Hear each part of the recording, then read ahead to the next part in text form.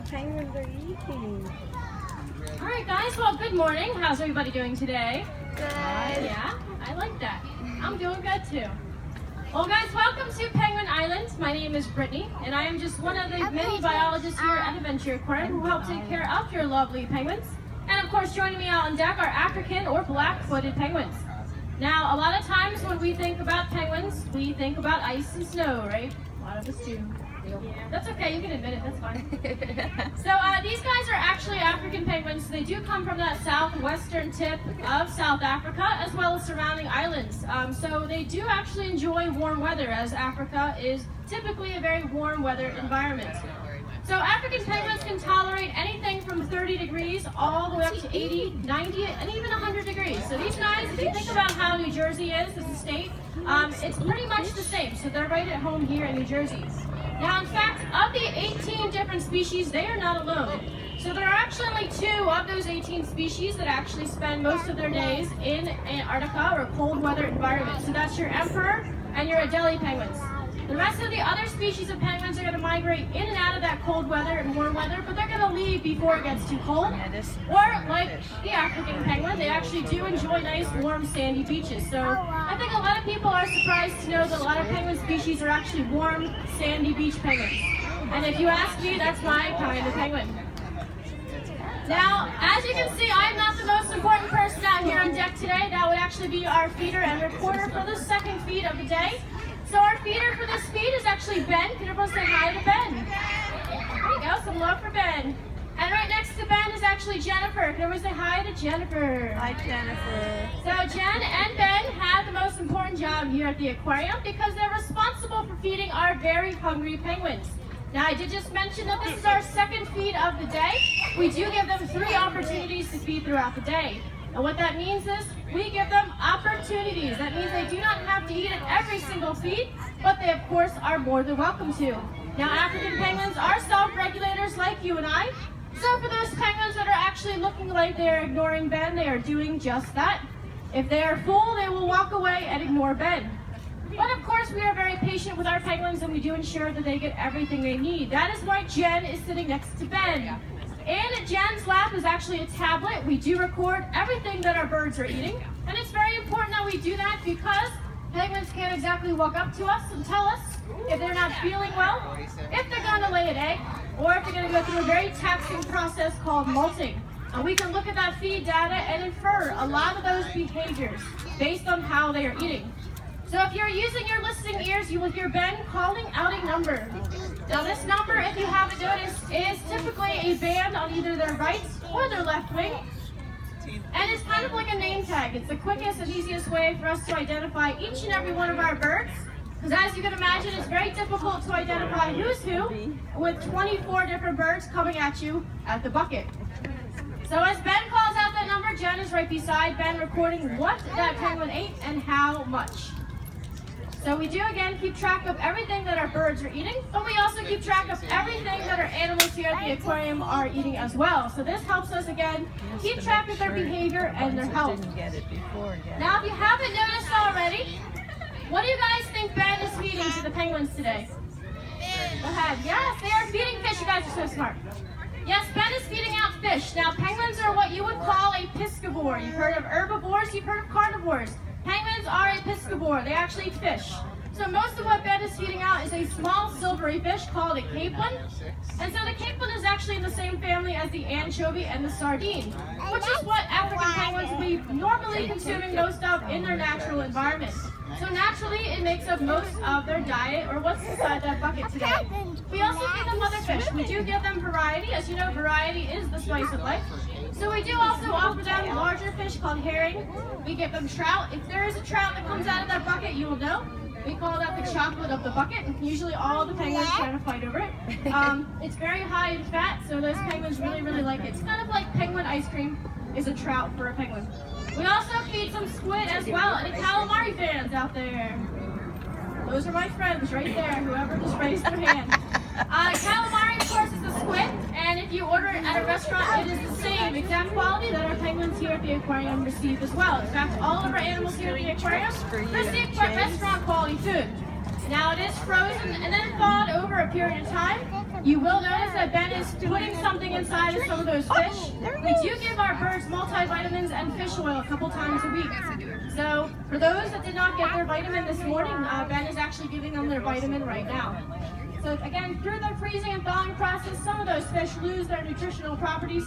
So we also give them multivitamin just to balance everything out. Now, if you're wondering, well, how much can an African penguin eat in a single day? Because some of them look really, really hungry, and some of them not so much. These guys will consume about 20% of their body weight every single day.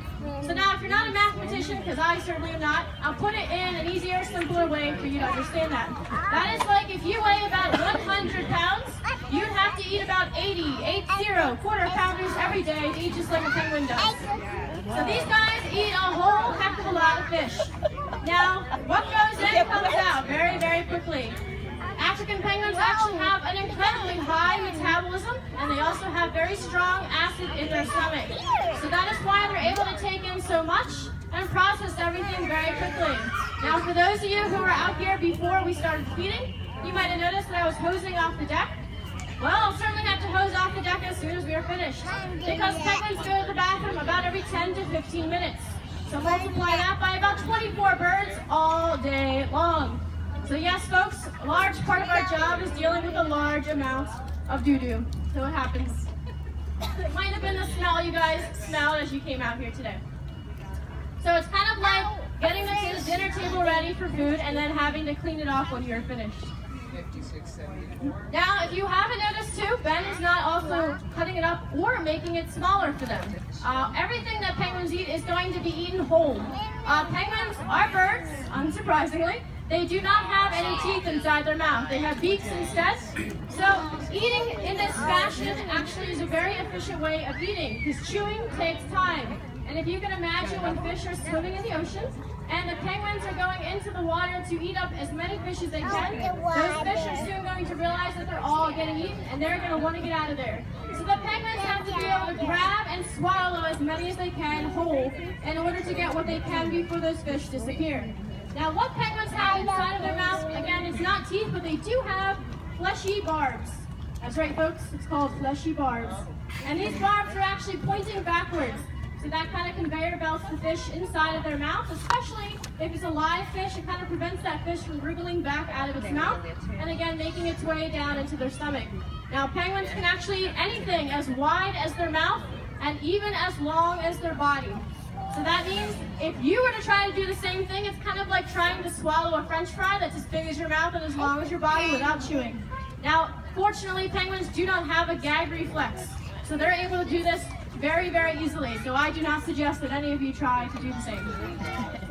Now, guys, I've talked a lot about what our penguins like to eat, but I think I'm going to require a little bit of audience participation with this one. So again, I've mentioned all the things that our penguins really do enjoy eating, but what do you guys think likes to eat an African penguin? Can anyone here tell me what you think likes to eat one of these guys? Anybody? No? Sharks. Sharks. What kind of sharks? Great white. Yes. Very good. So great white shark is actually the primary predator of African penguins, because in South Africa is the highest population of great white sharks. So very good. Go ahead. Seals, yes, very good answer. Applause for you. Like leopard seals are one of the tops that likes to eat any type of penguin. Anybody else? What else likes to eat a penguin? Seals? Don't say you, because that's a little weird. Anybody?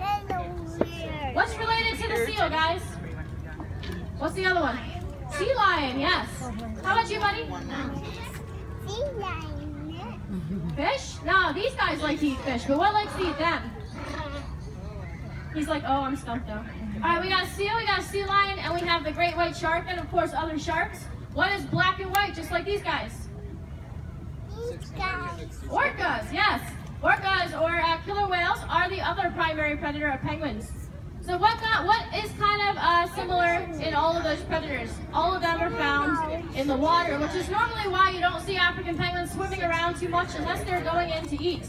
Now, I'm very glad that none of you has said polar bear, because for the same reason polar bears do not make the list for any penguin species is because polar bears are all found in the Arctic, in the northern hemisphere, and all penguins, including of course the African, are going to be found on the equator or below. Oh, Clifford's gonna clean that one up for you, Ben. There you go, Clifford got it. He's a very good boy. Now, does anyone here have any questions about our African penguins before I continue? No? You guys were either very shy or I did my job very well. No? Alright, how long does an African penguin live for? Wow, let me just tell you all today. So, our oldest African penguin is actually Clifford, who I was just talking about a moment ago. I don't know where he went. Where's Clifford? He's over there now? Oh, there he is. He's in the pool. So that's Clifford right there. He is 29 years old. Our second oldest penguin is actually his mate, whose name is Mouse. She's right here. She's 25. So now in their natural environment, African penguins will normally live to be about 15 to 20. So they're late teens, early 20s. In zoos and aquariums, they've been known to live into their late 20s and early 30s. Currently, the oldest African penguin female is actually in another facility, and she is 39 years old. So the fact that Clifford is 29 is pretty old. But he doesn't look a day over 20, I like to say. He still gets around. He's still got his mate. Now. Does anybody else have any questions? No? Go ahead. You can raise your hand. Go ahead. No? You're That's okay. Anybody else have any questions? No? Come on, guys. You have to have some dying, burning question about penguins. Go ahead. Do they go more than 100? No. Unfortunately, these guys do not live anywhere near 100. I do believe that the oldest African penguin on record was about 40 to 42. So that's really the extent of their age. That would be like a 100-year-old person. Do they mate for life? Do they mate for life? Do they mate for life? Typically, an African penguin does. However, there is about an 18% divorce rate among African penguins. So what that means is that, for example, I'm not feeding you. Go away. If, for example, your mate goes out and goes to look for food in the ocean and does not come back, whether they succumb to something like an oil spill, a storm, or they got eaten by something, that other penguin will eventually find another mate. So it can be, depending on the individual penguin, it can be days to weeks before they find another mate.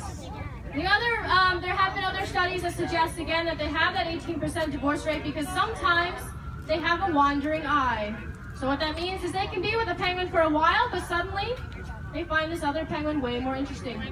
Now, when penguins are reproductively active, they are reproductively active at about 3 to 4 years of age. Now, they do go through a dating period during this time, and they would typically kind of feel the waters for a mate. Now, usually that first mate that they come in contact with will be that mate they spend most of the rest of their life with. But sometimes they kind of feel around for a little bit longer. It really depends on the individual penguin. When we say we have 24 penguins here, we do have 24 different personalities. So it's kind of like dealing with like a preschool, toddlers all over. They go to the bathroom just as much and they bite just as much. So they all have their own personalities. Does anybody else have any questions? Could you give us some examples about different personalities? Yeah, for example, there are some birds out here that actually do enjoy some keepers over others. There are some penguins that are way more outgoing. They're willing to see you guys, they're willing to hang out with us, they're very flirtatious. And then there are some penguins that we just do not touch. They are very wildlike. And really, we only have one of those out here that do that. But the rest of them, again, they're all different. So some of them are very flirtatious, some of them are very noisy. Some of them are more outgoing, some of them are more reserved and shy and have a little more anxiety. So it really just depends on the bird. It's kind of like people, if you think about it. They have the same kind of personality issues. Anybody else? Questions? No? Go ahead. How many young do they have at once? Okay, she asked how many young do they have at a time. Typically, if they're in their first year of being reproductively active, they will not have a baby until they're about the age of 6 or 7.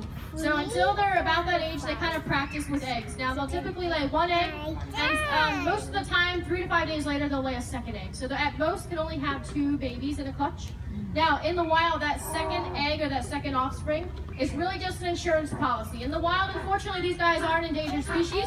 So if times are very tough, which especially penguins have been exposed to very often, especially now, they'll usually focus their efforts on one chick. So that unfortunately that one chick will not make it. But if they have a very good year, especially a good fishing year, then both of those chicks will make it. Now obviously here it's very controlled, so if we do have 2 chicks, typically they both make it into adulthood. Yes, like you. Speaking of chicks, but also the parents take care of him 50-50. So they